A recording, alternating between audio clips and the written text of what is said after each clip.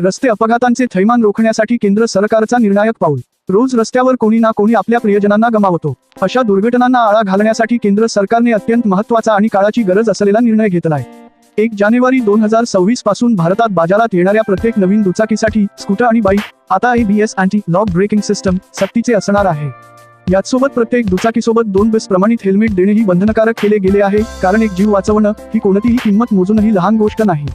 आज देशात दरवर्षी हजारो दुचाकीस्वार केवळ एका चुकीच्या क्षणात, एकाच चुकीच्या ब्रेकमुळे अपघाताचा बळी ठरतात। एका अभ्यासानुसार ॲप्समुळे अपघात होण्याचा धोका तब्बल 34 ते 40% पर्यंत कमी होतो।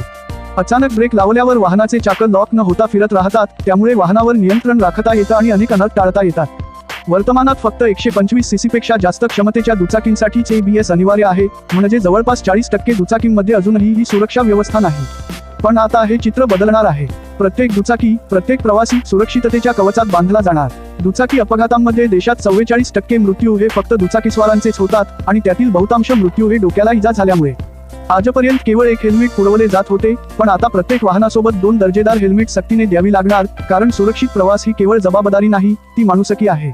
हा निर्णय केवळ तांत्रिक नव्हे, तर एक जीव वाचवण्याची काळजी, एक घर न उद्ध्वस्त होण्याची जबाबदारी आणि प्रत्येक प्रवाशाच्या चेहऱ्यावरचा विश्वास आहे।